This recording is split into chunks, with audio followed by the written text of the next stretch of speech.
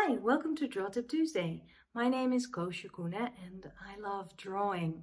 And last week I showed you a step-by-step process of a drawing that I did in the streets, an urban sketch, if you want to call it that.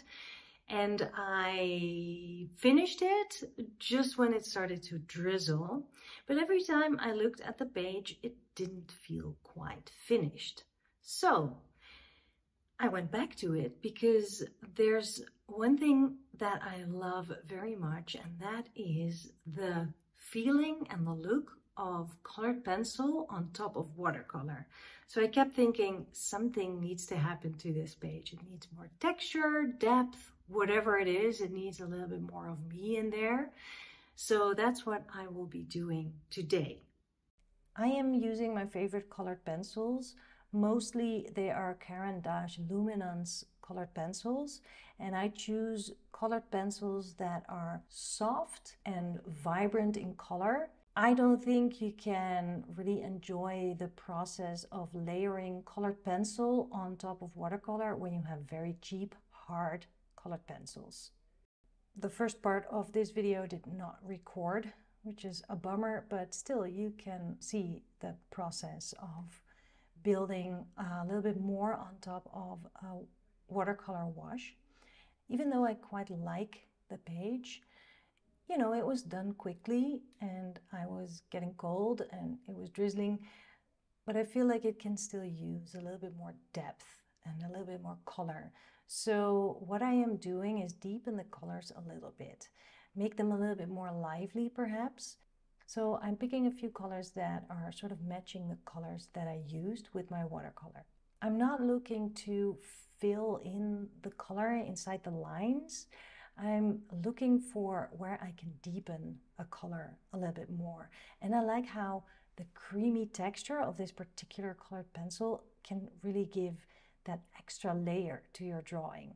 I do want to keep the nice quality of watercolor, because watercolor can give this textural thing when it sort of dries or blooms. So I do want to keep those effects. I'm not going to cover everything. So I'm just looking to see if I can darken in a few places or soften up in other places. And I'm not even looking at any reference. I'm not in that spot. I'm sitting at my table and I am not even using a reference photo.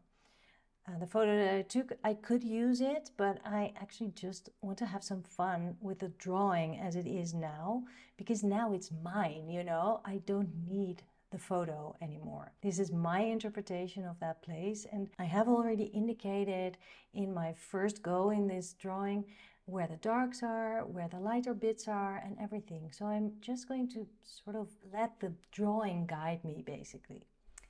And on some parts, I don't push too hard on the colored pencils so that I can still see some of that wonderful watercolor texture that's below it. And on some parts, I do add a little bit of more pressure if I want a bit of a thicker layer. And I'm not going to color very accurately. I really like the playfulness that colored pencils can bring to a drawing, because you can really use that direction of drawing and that feeling of playfulness when you color. I'm just giving some texture by a little bit of mark making here and there. Maybe create a bit more of an illusion of different textures. Give a little bit of depth to it as well.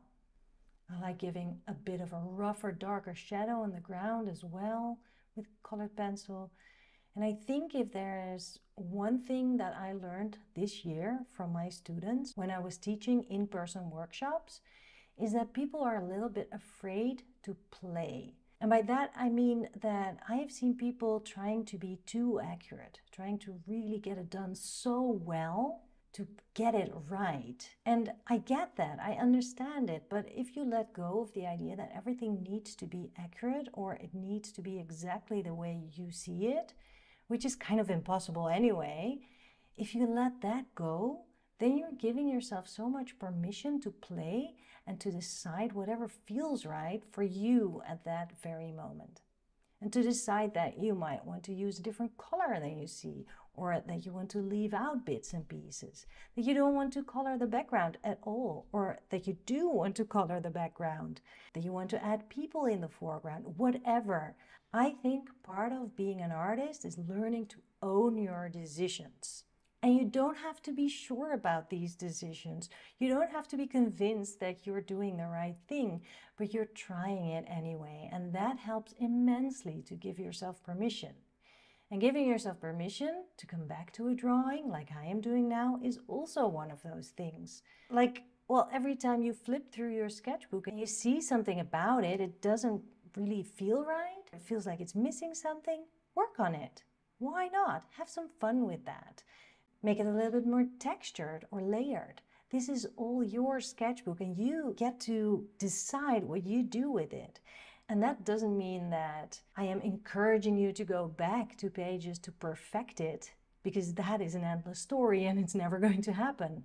But you can embellish and you can have a little bit more fun and savor the moment that you had drawing the thing. And in the process, you might create a drawing that feels deeper and that feels more connected to you, maybe even. And with this drawing in particular, I felt like it was missing something. I was finishing this drawing quickly and I could have used a little bit more time. I would have liked to work on it a little bit, but because of the drizzle, I just wanted to go, and so I stopped. And every time I see it in my sketchbook, it feels a little unfinished, so I decide to work on it a bit more. And now it does feel a lot more finished. It feels more like me. There's more of my handwriting in it because of all the scribbly bits that I added. It feels more alive. I think you might agree, and if you're not agreeing, well, you know what my answer is. It's my drawing, not yours. So go ahead and make your own. Well, even though the first part of this video wasn't recorded, you could really see how the colored pencil on top of watercolor made a huge difference, and how it works if you want to go back to a page, because this is something that I talk a lot about with students, with people online. Like, do you go back to a page? And actually, I hardly ever go back to a page, because when I draw on location, I am there, I'm in the moment, I'm capturing that moment, and the moment is gone as soon as a few hours later or days or weeks later, I see the page again, and that feeling is sort of not there anymore. But sometimes I do go back, like I did now. And usually that is because I still feel like something is missing and I don't really need to be in the moment for that. Yeah, so that's what I do. But usually when I go back, it's adding something like color or texture. So maybe if I have done a line drawing and I feel like it misses something or it misses the focus, I might go back and add a little bit of watercolor. Or in this case, there was watercolor on it. It felt a little bit unfinished.